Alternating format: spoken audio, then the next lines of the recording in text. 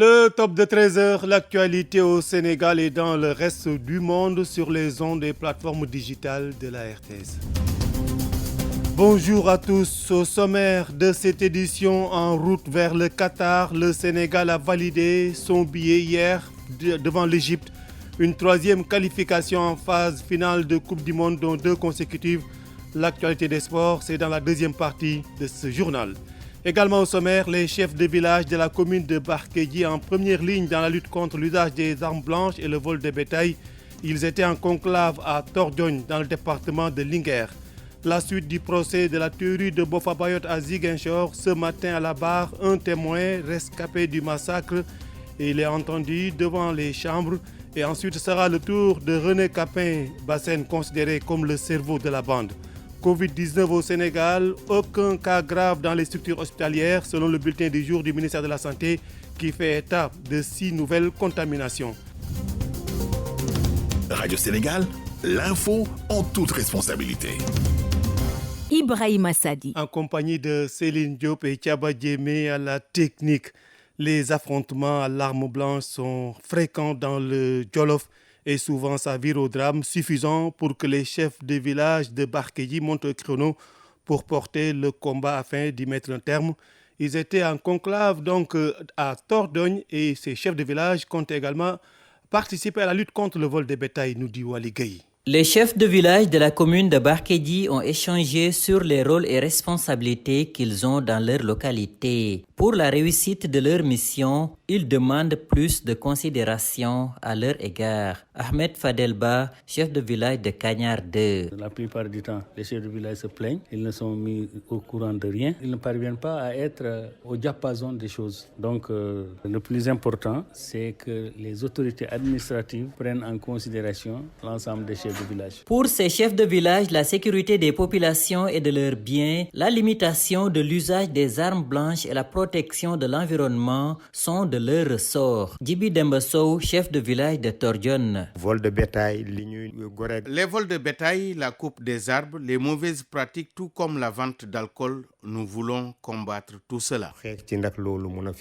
À la suite de cette assemblée, une délégation de quelques chefs de village en compagnie du représentant du CERFLA va rencontrer les autorités de la commune et de l'arrondissement de Barkédji. Omar Abbassou, formateur au CERFLA. Ils ont décidé d'envoyer une délégation de 15 personnes qui sont choisies donc des différentes zones, personnes ressources, pour aller rencontrer le maire, le sous-préfet de Barkédji, leur dire ce qu'ils se sont dit aujourd'hui ici et le partenariat qui doit exister, qu'ils souhaitent exister entre les autorités donc de la commune et les chefs de village. L'association des chefs de village de Barkédji compte tenir des rencontres périodiques pour mieux outiller ses membres. RTS Linguère, Wali Gaye. Merci à vous, Wali Gaye. Et puis, situation de la pandémie liée au coronavirus. Il n'y a plus aucun cas grave en service de réanimation, selon le bulletin du jour du ministère de la Santé et de l'Action sociale. Également, aucun décès lié à la maladie. Le communiqué fait état de 6 nouvelles contaminations sur 1186 tests réalisés. 31 malades sont sous traitement actuellement au Sénégal. Et puis, la Caritas diocésaine de Thiès déroule son plan d'activité dans tous les doyennés de diocèse. C'est en perspective de la célébration de ses 40 ans d'existence. Dans celui du Baol, c'est la paroisse de Ngoé qui a été choisie pour un atelier de capacitation des jeunes et des femmes. L'objectif est la réduction du chômage, nous dit Joseph John.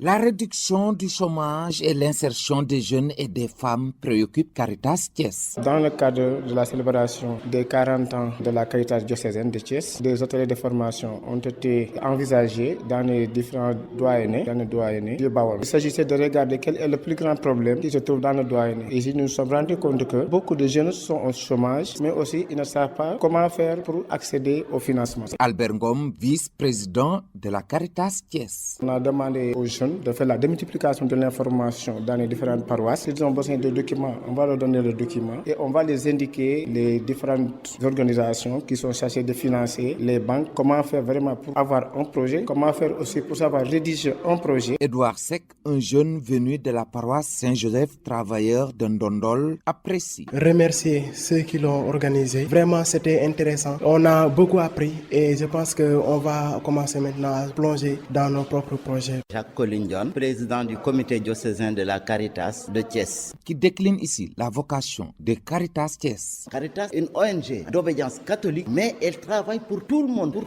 Il n'y a pas de religion ni secte. L'objectif final, c'est de lutter contre le chômage des jeunes dans le doyen des Baol, c'est-à-dire que ce soit à Ngoye, que ce soit à Diourbel, à Ngaskop, à Bambey, à Mbaké et à Farar. On sait ça parce que c'est l'objectif de la Caritas. Dans les autres douanes, ils ont un autre problème, mais ici au Baol, on a un problème d'emploi des jeunes. On est en train de lutter contre ces fléaux qui gangrènent notre jeunesse. Diourbel, Joseph John pour Radio Sénégal. Une trentaine de jardiniers et maraîchers exploitent les berges du fleuve à Rosso, Sénégal. Cependant, les plantes aquatiques envahissantes comme le Tifa plombent le développement des cultures. Ces exploitants décident de mettre sur pied une association pour récupérer près de 200 hectares de terre, nous dit Madindao. Leur défunt père, l'un des tout premiers jardiniers de Rosso au Sénégal dans les années 50, peut être fier de ses enfants. Ces derniers gardent encore aujourd'hui l'héritage. L'aîné, Ndeissi, cultive entre autres légumes des carottes, piments, diakhatou et la menthe dans son propre jardin. Si j'obtiens 10 ou 15 000, je reste chez moi pour la dépense quotidienne. Quand j'ai 5 000 ou 1 000 francs, j'en déduis le asakal, car c'est important. Mais si on nous aide, nous serions très contentes, car les femmes aiment cultiver, mais n'ont pas les moyens. Son frère, lui aussi, gère un peu plus loin un lopin de terre au bord du fleuve Sénégal. Abdul Kader Si. Barchad occupe une importante place parce qu'aujourd'hui c'est quelque chose qui apporte des ressources financières, permettent quand même aux gens de bien vivre, qui les permet également d'éviter de sortir de Rosso comme les émigrations clandestines et autres. Leur activité agricole a créé l'émulation chez une trentaine de jardiniers sur les rives du fleuve Sénégal. Cependant, les plantes aquatiques envahissantes occupent une superficie cultivable importante à récupérer. Abdul Kader Si. On a la possibilité d'augmenter les surfaces en faisant des dragages pour éliminer le Tifa et les autres herbes envahissantes. Donc si on parvient à le faire, on aura à récupérer au moins 150 ou 200 hectares qui sont cultivables. Pour une meilleure prise en charge de l'activité agricole, ce dernier vient de déposer un dossier pour la création d'une association des maraîchers dans la localité. Rosso Sénégal, Madindao, RTS. Radio Sénégal à Ziguinchor, 98.9. Sur place à Ziguinchor, la suite du procès de la tuerie de Bofa Bayotte. Ce matin, un témoin rescapé du massacre est à la barre. Ensuite, ce sera le tour de René Capin-Bassène, considéré comme le cerveau de la bande. En direct du tribunal de grande instance de Ziguinchor, Younous Diédiou, bonjour. Bonjour, Ramassari, bienvenue au niveau de la cour d'appel où se tient la session 2022 des chambres criminelles du tribunal de grande instance de Ziguinchor. Depuis plus d'une quarantaine de minutes, comparé René Capin-Bassène. Il est conseiller spécial du directeur général de l'ANDAC.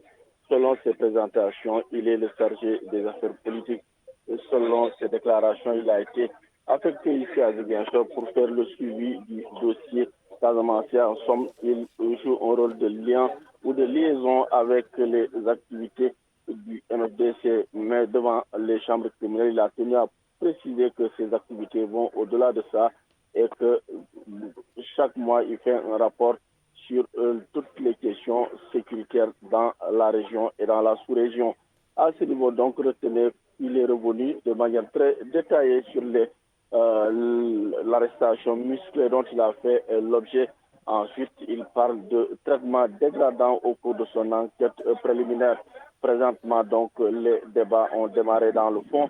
Et là, il est en train d'être interpellé sur le fond donc, de la tuerie de Bofa Bayotte. Retenez que présentement, même, on observe la pause, mais il a été interpellé surtout sur ses rapports avec certains dignitaires du FDC, non spécifiquement ses écrits, ou certains de ses écrits avec Ousmane Tamba. À ce niveau, donc, les chambres criminelles de Ziguinchor ont eu à projeter des mails tirés de son compte. Lui-même, il a attesté qu'il s'agit bien de son compte et de sa boîte mail autant pour moi et de son compte. Le premier mail, c'est celui-là qu'il a eu à adresser au mois de décembre à Ousmane Tamba, où il lui demande d'interférer auprès de Sejaratou Bayat pour que ce dernier puisse agir de manière musclée pour que le MFDC se fasse entendre à ce niveau. En tout cas, ce que dit le mail que nous avons tous lu, puisqu'il a été projeté au vu et au sous de toute la classe, Il demande à ces derniers d'agir et de régler ce qu'il considère comme une injustice avec l'emprisonnement des jeunes de Touba Kouta. À ce niveau, il a demandé à ces derniers de dire à César au besoin de kidnapper et de passer à la vitesse supérieure et s'il le faut de bastonner. Sur l'authenticité de sa boîte mail, il a reconnu qu'il s'agit de sa boîte mail et de son compte, mais sur l'authenticité du mail, là, il l'a catégoriquement rejeté. Il parle de faux et d'usage de faux. À ce niveau, au cours de l'enquête préliminaire, il dit avoir demandé aux enquêteurs de commettre un expert, ce que ces derniers ont refusé. Présentement, donc, il y a un débat de fond entre avocats. Les travaux ont été suspendus dans l'après-midi. Il reviendra et il fera face donc aux chambres criminelles de Ziguinchor. Donc, c'était là une interview depuis la cour d'appel de Ziguinchor pour Radio Sénégal. Voilà, merci à vous, Younous Djedjou. Le Forum régional marin et côtier s'est ouvert à Hambourg. L'initiative est du partenariat régional pour la conservation de la zone côtière et marine en Afrique de l'Ouest. Cette 10e édition a pour thème la santé des océans, un enjeu de développement durable des pays du littoral africain. C'est le ministre de l'Environnement et du Développement durable qui a présidé la cérémonie. Abdou Karim Sall, que nous écoutons, interrogé par Marie Diagne. Les océans sont dans une situation extrêmement délicate pour plusieurs raisons. L'une des raisons majeures, c'est l'action anthropique à travers cette pollution marine. La deuxième, c'est lié au changement climatique qui a un impact certain sur les océans mais également sur les côtes. Donc avoir aujourd'hui ce forum pour échanger sur la santé des mers me semble être quelque chose d'important pour les populations qui sont concernées par cette organisation. La santé des mers est intimement liée à la santé des populations et intimement liée à la vie tout court des populations qui sont concernées par ces océans, par ces mers. Vous savez, aujourd'hui, la pollution plastique est à un niveau tel que les gens disent que dans les années à venir, nous allons avoir autant de poissons que de sachets plastiques dans les océans. Cela veut dire que les mammifères, les poissons qui sont dans ces océans sont fortement menacés. Et cela urge que des actions soient prises au niveau international. Et je salue les engagements qui ont été pris dans le cadre africain, mais également dans le cadre mondial pour durcir, pour rendre contraignant les sanctions sur l'utilisation du plastique. Voilà, Abdou Karim Sall, le ministre de l'Environnement et du Développement durable, interrogé par Marie Diagne. Financement innovant des infrastructures, un levier de relance de l'économie. C'est le thème du Forum des innovations du bâtiment et des travaux publics qui s'est ouvert hier à Dakar. L'objectif est d'offrir une plateforme d'échange et de réflexion aux acteurs du BTP. Nous écoutons l'initiateur de ce forum, Pape Alassane Diouf, interrogé par Mansour Ba. On est parti d'un constat, il faut qu'on offre à notre pays ce type de tribune. On ne discute pas assez, on ne partage pas assez nos expériences. Et également à travers ce forum, on essaie de voir comment mettre en avant les sociétés qui sont spécialisées dans le BTP, afin aussi quelque part de permettre aux porteurs de projets de construction ou de rénovation d'avoir des interlocuteurs. À travers ce forum, ils peuvent rencontrer des architectes qui peuvent leur prodiguer de bons conseils, ou encore des sociétés dans le domaine de la peinture, de l'étanchéité, de la menuiserie aluminium, ou encore des maisons connectées, etc. On a abordé le thème très important sur le financement innovant des infrastructures, un levier de relance de l'économie. Sachant qu'on est dans une période post-Covid, il est important de voir par quel mécanisme nous pouvons relancer notre économie. Et comme le BTP est un secteur majeur dans notre pays, on a jugé utile de voir et de réfléchir en abordant ce thème, par quel mécanisme développer ou relancer notre activité économique. Voilà, Papa Alassane Diouf, l'initiateur du Forum des innovations du bâtiment et des travaux publics qui s'est ouvert hier dans la capitale sénégalaise.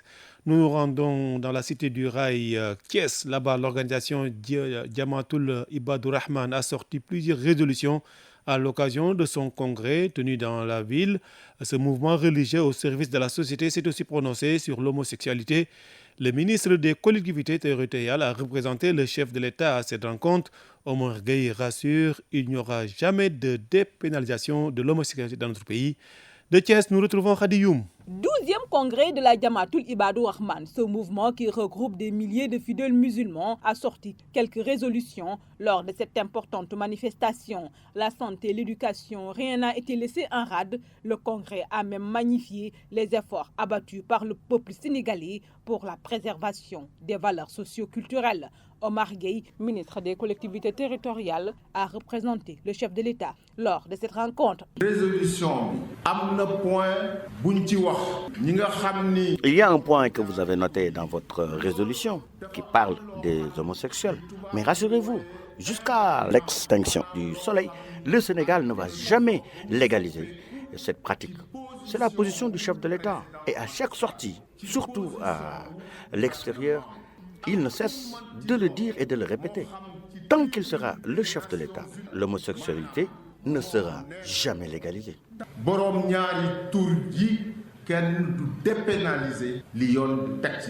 Ce mouvement au service de la société a également renouvelé l'association des femmes Jamatul Ibadou Rahman, créée en 1989. Les membres voulaient vivre pleinement leur identité de femmes musulmanes et assumer entièrement ce qu'elles jugent être leur responsabilité en tant que musulmanes, telle que définie dans le Coran et dans la Sunna. Khadioum Thiès, Radio Sénégal. Le monde bouge et vous devez le savoir. C'est pourquoi Radio Sénégal vous tient informé des faits, gestes et paroles qui impactent la marche du monde. C'est géo, c'est politique et c'est international. L'actualité à l'étranger, l'attaque d'un train au Nigeria a fait au moins 8 morts et 26 blessés. D'autres sont portés disparus. Le train a été attaqué dans une gare sur la ligne reliant Abuja, la capitale, et Kaduna, une ville du nord-est du pays où sévissent des bandes criminelles qui pillent, kidnappent et tuent. En République démocratique du Congo, 8 casques bleus tués dans un accident d'hélicoptère au-dessus d'une zone de combat. Il s'agit de 6 soldats pakistanais, un russe et un serbe. L'appareil aurait été abattu en pleine mission d'évaluation des mouvements de population dans cette partie de la RDC où s'affrontent les rebelles du M23 et l'armée congolaise.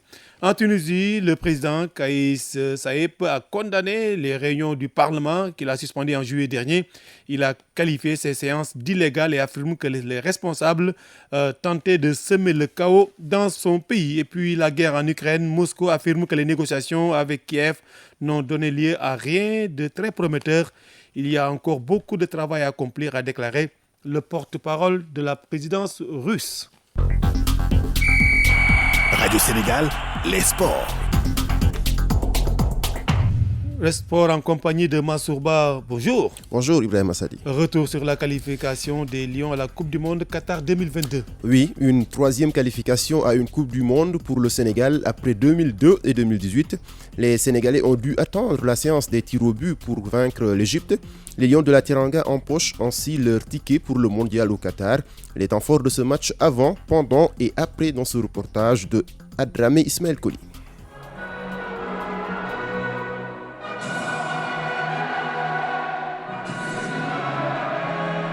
Avant le coup d'envoi, les supporters sénégalais étaient à fond derrière leur équipe nationale. On est confiant, l'ambiance est au top. La victoire seulement et la qualif à Qatar, Inch'Allah. On va tout rafler aujourd'hui. Les Égyptiens vont voir que du feu, rien du tout, que du feu. Sadio va mettre doublé et Aliou Cissé va fêter.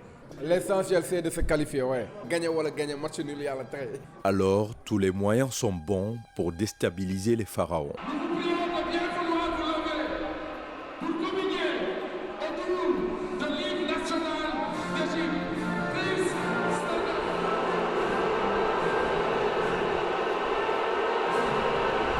Dès les premières minutes, les Lions dictent le tempo du match et c'est Boulaïdia qui décante la situation en marquant à la deuxième minute. Et c'est Garnet qui va tirer. En tout cas, c'est très bien placé. Voilà, très bien placé en forme de corner, la tête et ça entre. Premier but. Ensuite, les minutes s'égrènent, mais le score reste le même. Sénégal 1, Égypte 0. Voilà, c'est la mi-temps. À la pause, les supporters tendent leurs mains vers le ciel. Faut prier, vous qui nous écoutez sur les radios, voilà, priez. On est confiant, total, que Dieu seul nous aide. Oui, on croit en Dieu. L'équipe a bien joué, on a marqué dès les premiers buts, voilà, ça, alhamdoulilah. Maintenant, il suffit de marquer en début de deuxième mi-temps pour ne pas aller au tir au but. La seconde période est une copie conforme de la première. Les Lions prennent le jeu à leur compte mais n'arrivent pas à faire sauter le verrou égyptien. Mais là, on s'achemine vers des prolongations. Voilà, c'est la fin de la rencontre. Les prolongations n'y changeront rien. Et de nouveau, bis repetita. Il faut alors la séance des tirs au but pour départager les deux équipes. L'espoir de tout un pays, Sadio Mané. Cette fois-ci, il n'a pas le sacre au bout du pied, Non. mais il a la qualification. Le ticket pour le Qatar. À lui maintenant de valider Sadio Mané. Et c'est Sadio Mané, le dernier tireur.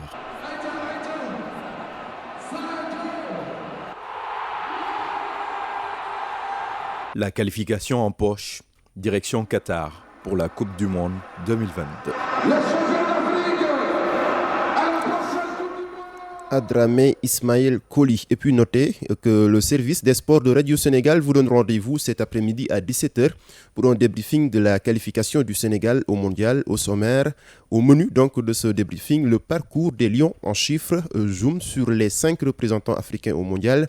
Aliou Cissé est-il l'homme providentiel? Démission Carlos Queiroz, l'avenir de Jamel Belmadi à la tête des Fennecs d'Algérie et l'exploit de Rigobert Song en tant que sélectionneur du Cameroun.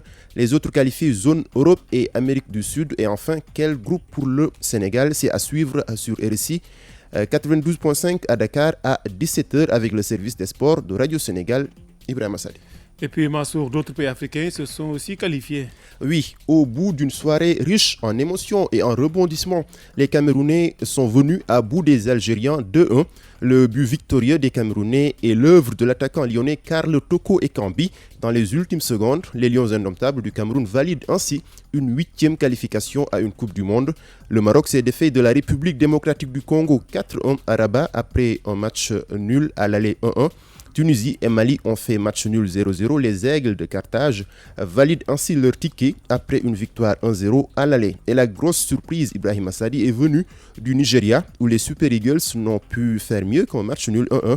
Face au Ghana, les coéquipiers de l'attaquant Victor Osimhen n'iront pas donc au Qatar et c'est le Ghana qui se qualifie. Ainsi donc, c'est le Sénégal, le Ghana, le Maroc, le Cameroun et la Tunisie qui seront les représentants du continent africain au Mondial 2022 au Qatar. Et pour être plus complet, retenez qu'avant le tirage au sort programmé ce vendredi, on en sait un peu plus sur les chapeaux dans lesquels pourront figurer les 5 candidats africains. La FIFA a annoncé que la procédure pour la composition des chapeaux se basera sur le classement FIFA. En se référant à celui-ci, le Sénégal, 18e mondial, et le Maroc, 24e, devraient être les seuls du continent à figurer dans le chapeau 3 ou 2. Et selon notre consultant du football, le chapeau importe peu aux Lions de convaincre dans le jeu. Cher Tidiane Biteye, que je vous propose d'écouter, joint au téléphone par Harouna Diouf. Le Sénégal est dans le chapeau 3, avec des possibilités d'intégrer le chapeau 2, difficilement parce qu'il faudrait que le Mexique ou les États-Unis perdent, ce qui n'est pas du tout probable par rapport à leurs adversaires. Mais néanmoins, je retiens que quand même c'est un beau chapeau. C'est vrai qu'on aura rencontré certainement un cadre du football dans le chapeau et un autre dans le chapeau 2. Peut-être. Mais ce qui est important et qu'il faudrait souligner, c'est qu'aujourd'hui, le Sénégal, normalement, devrait être dans le chapeau 2, même sans des a priori. Parce que, déjà, au niveau du chapeau 2, il faut retenir que ce pas des équipes qui sont supérieures à l'équipe du Sénégal du point de vue performance. Performance qui est le principal critère pour établir le classement FIFA. Bon, maintenant, c'est fait, c'est le règlement, il faut l'accepter et attendre, en tout cas aujourd'hui, le résultat du Mexique et des États-Unis pour pouvoir peut-être intégrer le chapeau 2. Maintenant, ce qu'il faut retenir, c'est les possibilités de réussir un bon parcours. Aujourd'hui, le Sénégal tient une bonne performance, a des joueurs de qualité, certains à une dimension mondiale. Simplement, ce qu'il faut retenir, c'est qu'il faut d'ici au mois de novembre, d'ici au démarrage de la Coupe du Monde, se parfaire parce que c'est une équipe quand même perfectible au niveau de certaines lignes et au niveau de la finition. Voilà, cher Tidiane Biteye, le consultant de Radio Sénégal International. Et puis Mansour, les barrages pour les qualifications à la Coupe du Monde ont aussi livré leur verdict dans la zone Europe. Oui, Ibrahim Assadi, entre Robert Lewandowski et Zlatan Ibrahimovic, deux grands noms du football européen, il y a quelqu'un qui va regarder le mondial au Qatar à la télé. Et Ibrahim Assadi, devinez c'est qui? Ça sera le géant suédois Ibrahimovic. En effet, la Pologne a écarté la Suède 2-0 et valide ainsi une deuxième participation consécutive au mondial.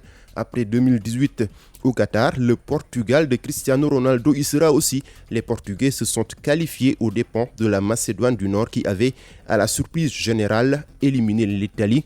Et figurez-vous bien, Cristiano Ronaldo va, Ibrahim Assadi, ainsi participer à une 5e Coupe du Monde en tant que joueur professionnel, tout simplement énorme. C'est tout pour le journal des sports. Merci de l'avoir suivi. Et puis à signaler donc le débrief de cet après-midi à 16h. Le programme, on le rappelle, Parcours des Lions, c'est à partir de 17h, Parcours des Lions en chiffres, zoom sur les 5 représentants africains au mondial, Aliou Cissé, l'homme providentiel, une question, démission de Carlos Queiroz, l'avenir de Jamel Belmadi et l'exploit de Rigobert Song, les autres qualifiés, zone Europe et Amérique du Sud et enfin, quel groupe pour le Sénégal? Tout ça, ce sera donc dans le débrief à partir de 17h sur RSI. Édition mise en onde par Céline Noël Diop, assistée de Marie-Claire Sen, Digital Thiaba Diémé, à la distribution Modou Diop, fabrication Marianne Ndiaye, réalisation Nea Rambaye, coordination Ousmane Beng, Demba Malik Bouch. L'info continue sur Radio Sénégal. Merci.